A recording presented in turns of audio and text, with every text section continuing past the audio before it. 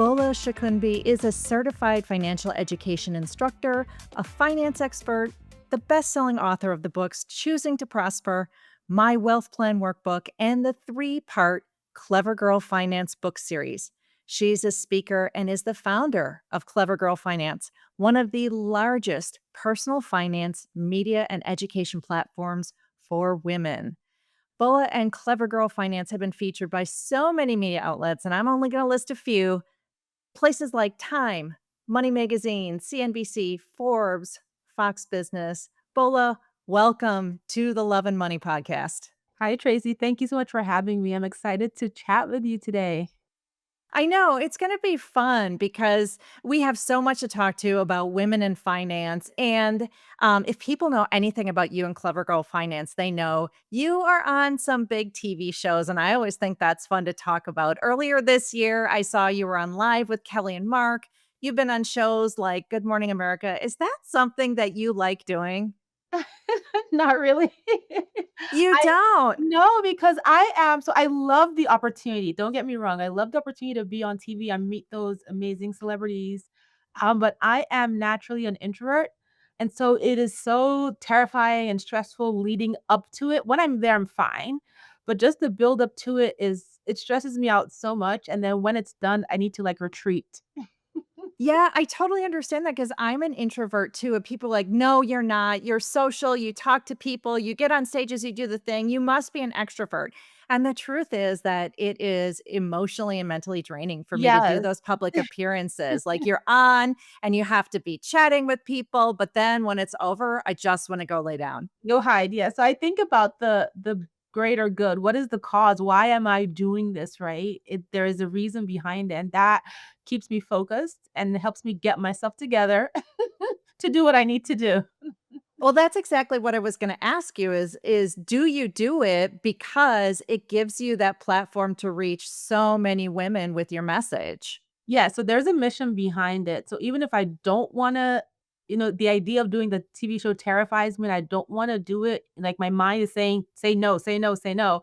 There is someone out there that my message can help, can impact, can positively influence, or even change their lives, and that is really important to me, and so I'm like, "You know what? I have to do this, whether, Bola, you like it or not. You're gonna go on this TV show, you're gonna get yourself together, you're gonna deal with your nerves, and you're gonna share your message." Well, it's funny because people think when you go on one of these big shows, "Oh my gosh, you must make so much money from that. You must sell so much afterwards. You sell so many books." And sure, sometimes there's a pop in book sales or something like that, but really it's more about the message, right? It's not about trying to sell something. It's never about trying to sell something. Any opportunities that come with opportunities like that are incredible and very well welcomed, but it's really about the message. When I do those TV shows, I get those big opportunities, I'm not pitching, "Oh, by the way, go buy my book. I'm here to sell a book." There's always a message behind it, and, it's just really how can I help people? How can I support people? And I guess the rewards from those big opportunities are built up over time, right? People Yes. tend to think that one thing makes you an overnight sensation, but it is a series of things done consistently over long term. Um, that gets you there because TV shows are fleeting, right? You do the segment for 3 minutes, for 5 minutes, and then tomorrow there's somebody else in your seat, right? And people forget about it. And so it's what am I doing consistently over time that continues to extend that message and push that message and keep what I'm doing top of mind for women I'm trying to reach. Well, also, it's not just, "Oh, you were so lucky you got on this show." No, no, no. You did a lot of work for a lot of years to set To get yourself up. noticed. Yeah, for sure. Yes. So, I wanna ask about the Clever Girl Finance brand. You have built it into something really huge in terms of the brand, but more importantly, the educational platform that you offer. When did you start it, and what were you thinking back then about your goals and where it might take you? Mhm. So Clever Finance was an idea 10 years ago now. I was a new mom to twins, and I had this idea in talking with my friends about wanting to talk about money with women. And it wasn't what this is now. It was just, I'm gonna start a blog and talk about my experience with saving and investing and mistakes I've made. And do you want to share your story? That's basically what Clever Finance was. There was no courses, no podcasts, no YouTube, no books. There was nothing. It was just, let's go on blogger.com and start a blog. And what am I going to call it? Oh, you know what? Clever Finance. Yeah. Um, and that's really what it was. And it came from me wanting to, part of it was postpartum depression, to be honest. I wanted to do something that distracted me from that present moment of like, oh my God, I have twins. Oh my God, my life has changed so drastically. And I wanted to do something that had meaning because I felt like, what is the purpose of the work I'm doing? Whose life does it impact?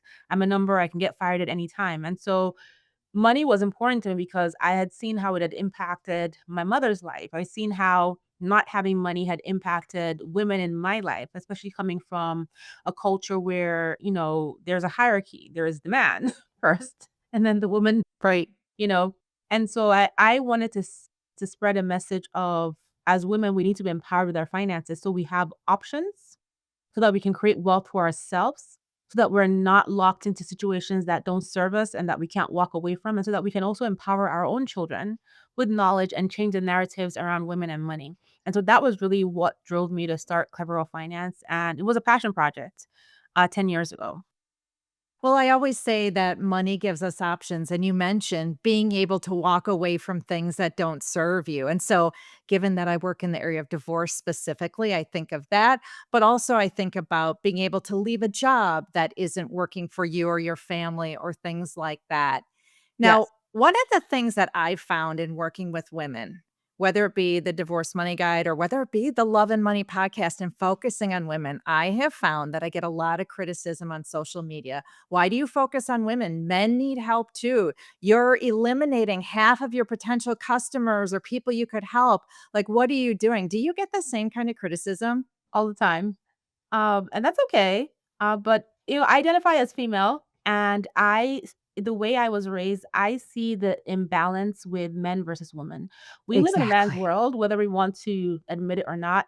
My dad is a twin. Okay, he has a twin sister.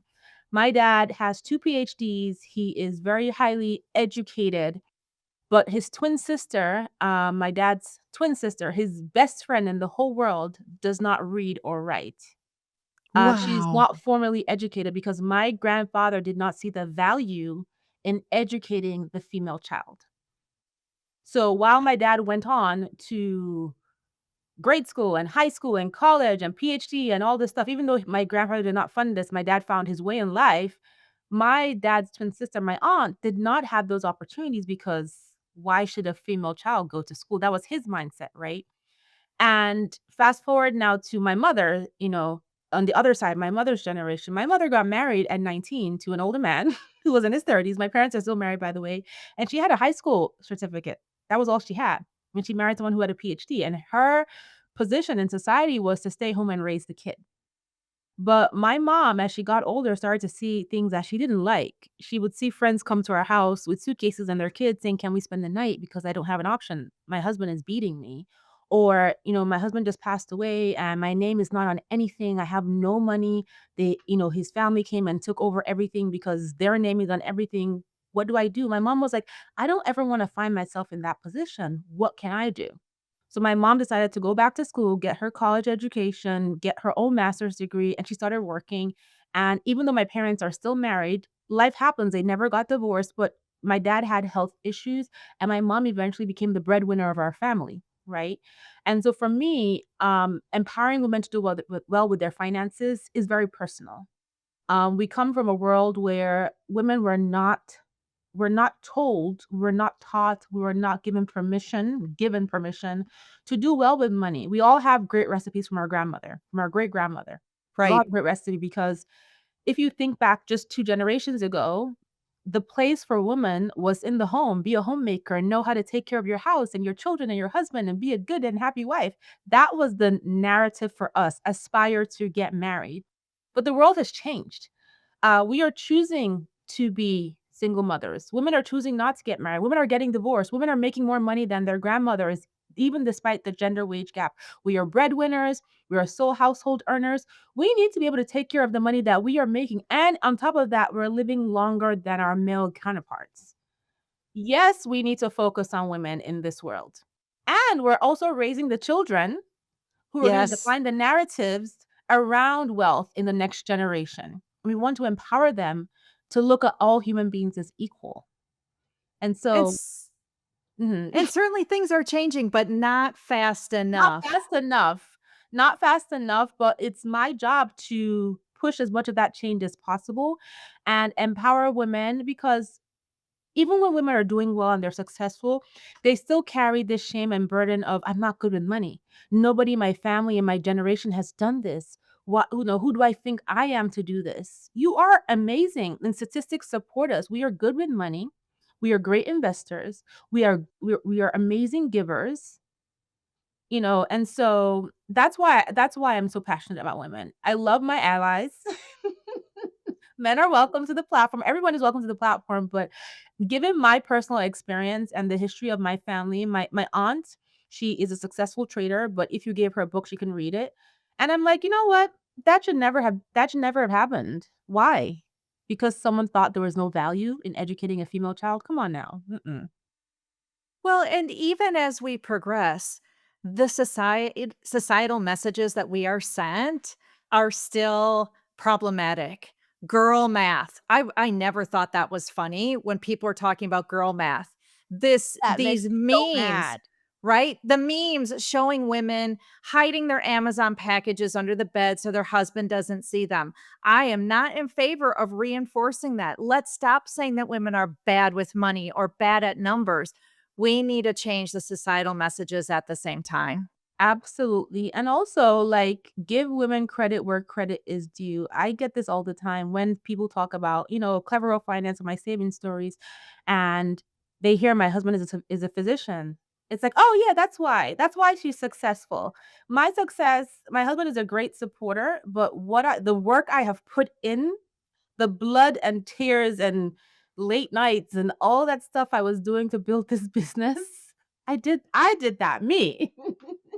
People seem to find it easier to dismiss the hard work of women in a professional context, to claim there was some sort of luck involved, or that the only reason you could do this is because your husband was holding down Yep. financially for the family or something like that. They have no idea. It is, and I feel like even now in present day, it's just packaged more nicely. A friend of mine recently went to a financial advisor to just talk about her finances, and he made a joke, and he said, "Your solution is just to marry rich." And he was like, "Ha ha ha." But that was not funny.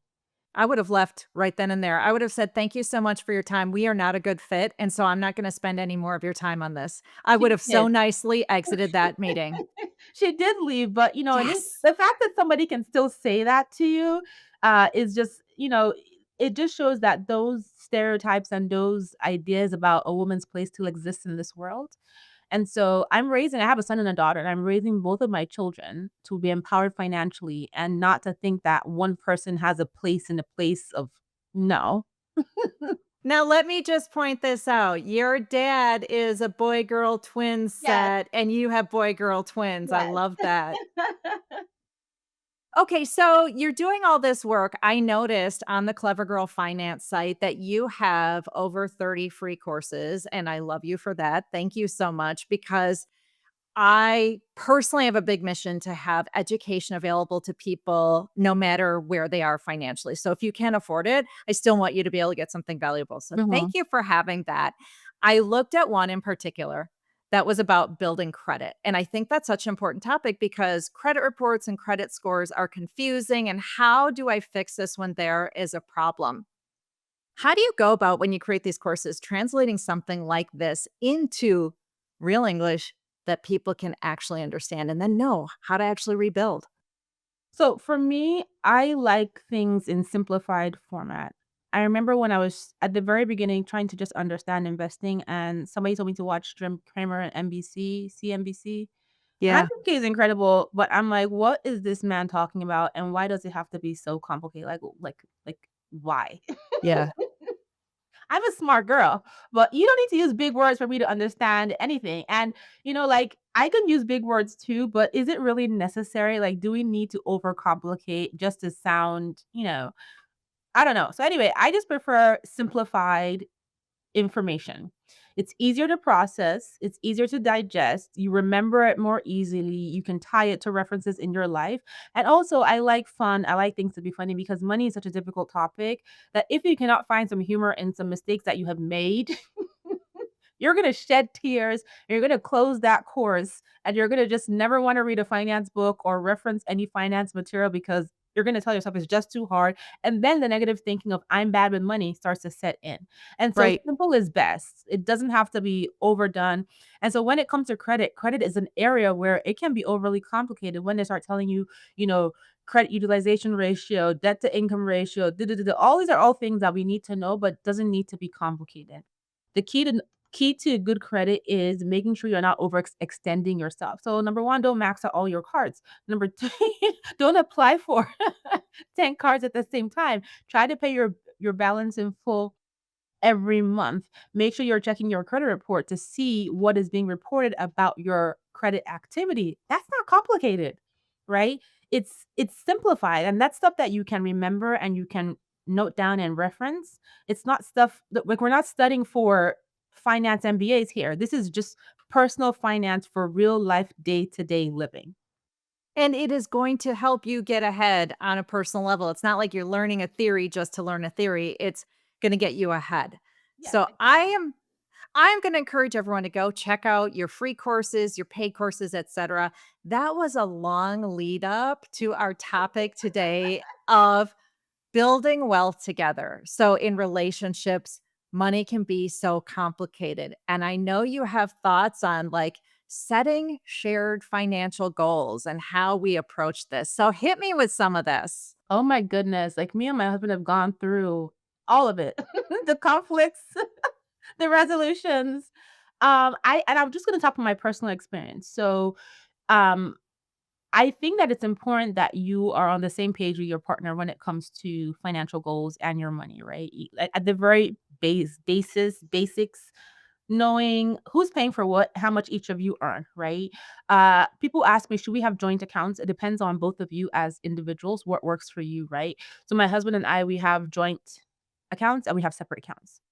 We have joint accounts for savings and investing and what we're planning for our kids and long term. But for day to day transactions, our checking accounts are separate because we don't feel the need to ask each other if it's okay to spend $5 on gum or $25 to get a manicure. It's just not necessary. I don't need to police him and he doesn't need to police me, right? Some couples do their things differently.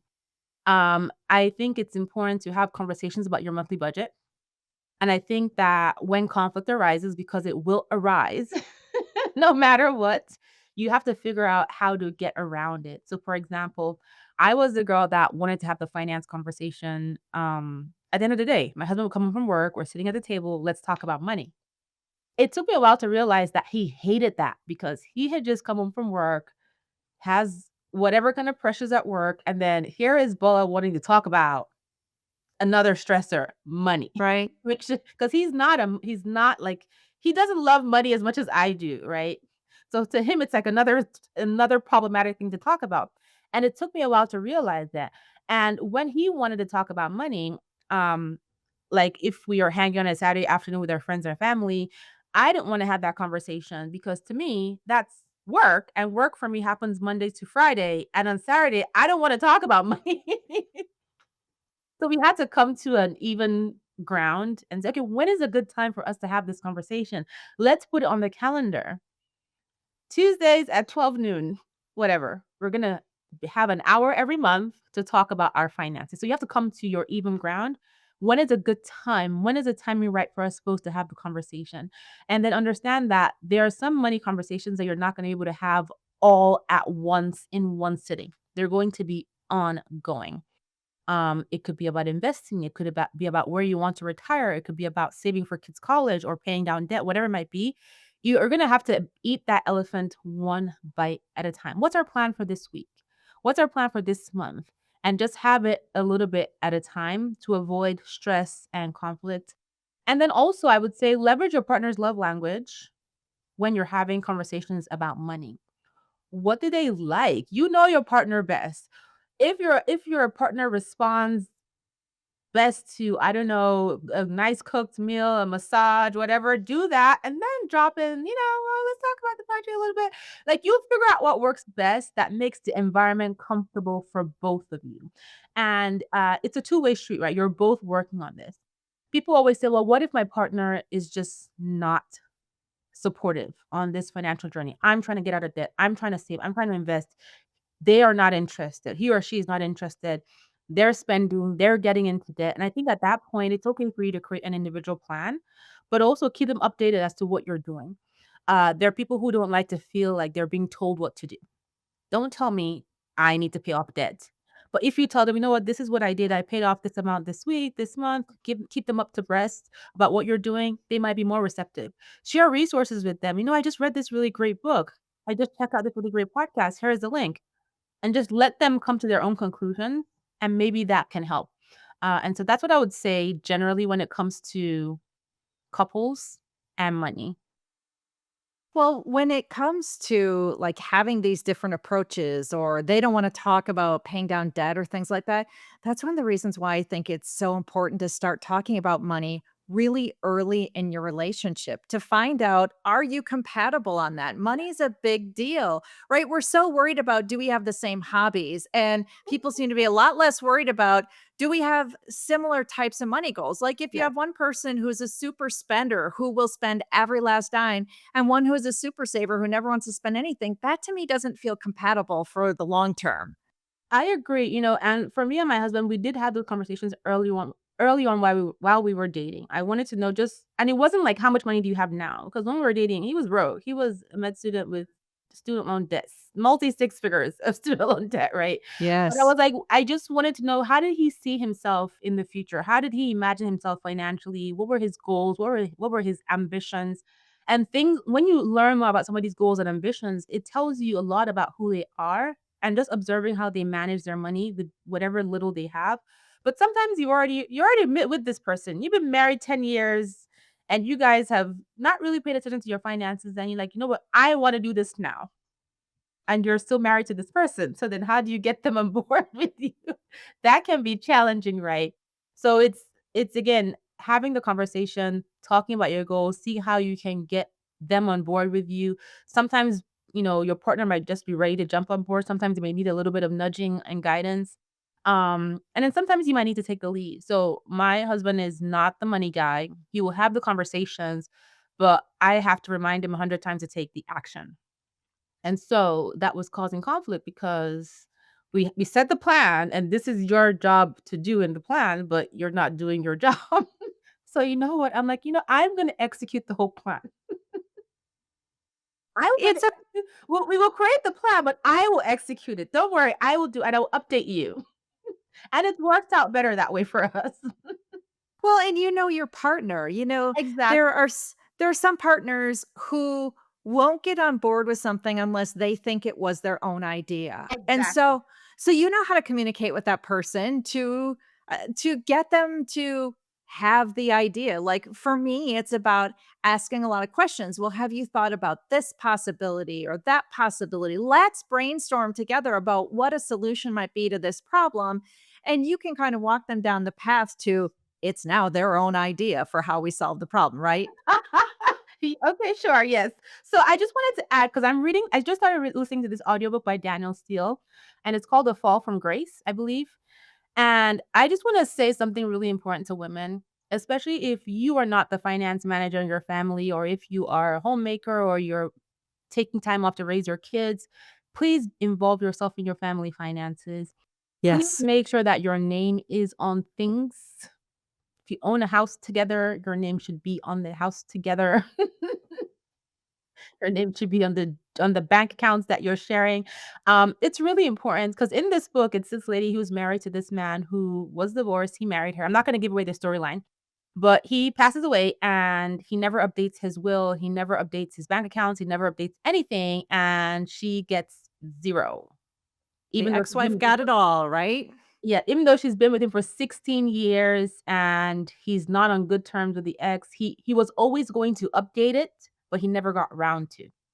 And she was like, "Yeah, we'll do it later," but they just never got around to it. And so it morbid, but this is real life, and it's just really important that we are, number 1, aware, and number 2, put your name on things that matter, you know,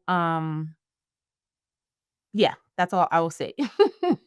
This is kind of a great way to wrap up our conversation because I would like to know from you if a woman has not been actively involved with the finances in her relationship or her marriage, do you have a couple of tips for how she can start that conversation and start to get involved? So I'll use my mom as an example because, firstly, I have always been involved, right? My mom, like I mentioned, she got married very young, and she was a homemaker. My dad's role was to provide for the family, and he was a provider. And your job is to take care of the kids. Don't ask me too many questions about the finances because it's none of your business. That just really what it was. And as my mom got older and started to ask questions, seeing what was happening with her friends, and she was getting pushback, she was like, you know what? Um, he told her what he felt she needed to know because the dynamic of the relationship had always been like that for so many years. Why are you asking me all these questions? In his mind, he was like, "Do you think I'm not capable of providing for you? What do you want to do with this information? Who is telling you to ask me these questions?" So there was conflict there. So she got information, but not enough. And so she decided that, you know what? Okay, I'm getting information, not enough. I'm not comfortable. I'm going to work on securing myself, and I'm going to show you what I'm doing so you are aware.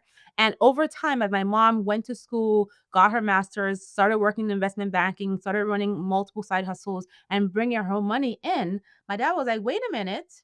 Oh, look at this woman. Wow, she is amazing. Come, wife. Let me also tell you what I am doing." So it took a while, but they got to the point where he was more open to it.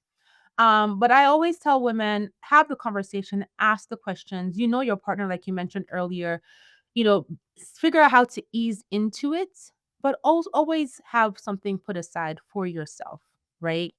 My mom would get a monthly allowance and she would just take, a little bit of it and put it in this little account because, because. Yes, having money for yourself is really Yes. important. Well, again, I'm going to encourage everyone to go check out the Clever Girl Finance resources because I know that they are going to be really excited to do that. But I do want to wrap up with hearing about the My Wealth Plan Workbook from Clever Girl Finance. We're going to, of course, put a link to it in the show notes, but I want to hear about what that is. Yeah, so my wealth plan workbook is basically a workbook that helps you create your own personalized plan to building long-term wealth. So it starts with all the foundational aspects of laying out your goals, adjusting your money mindset, thinking back into your history to think of to kind of journal through why do you act with money the way you do act. And then it gets very practical, talking about budgeting, creating a plan to pay off your debt, creating a plan to invest for the long term, and then it gets into other things like, do you want to earn more money? Do you want to start a side hustle? How can you build this side hustle? And it helps you map that out. How do you grow in your career? And then it also gets into relationships, like talking about money with your partner, creating a plan with your partner or on your own, and then thinking into the future as to what you want your life to look like for your future self and planning accordingly. So the goal is really, how do you create this holistic plan to build wealth and a life of happiness that money can help you get to, for yourself, and that's what that workbook will help you do. And you don't have to have a lot of money to get started with doing this plan, right? It doesn't matter where you are in your financial journey. No, and so when I started my savings journey way back when I got my first job, even before I got my first job, I got a job at CVS at the photo counter. I was making minimum wage at the time, which was like $5. Um, I was saving the little I could, but I was still able to make plans. There's nothing that limits you or stops you from creating grand plans but yourself. You can sit down right now with your pen and map out a whole world for yourself. Nothing stops you from doing that, right? The money will help you execute on it, but create the plan now. And then as the money comes in, you now have this plan you can execute towards. So nothing limits you but yourself. Think big, and then as you earn, as you increase your income, as you start your side hustle, you grow in your business, start to put your money towards that plan you have created.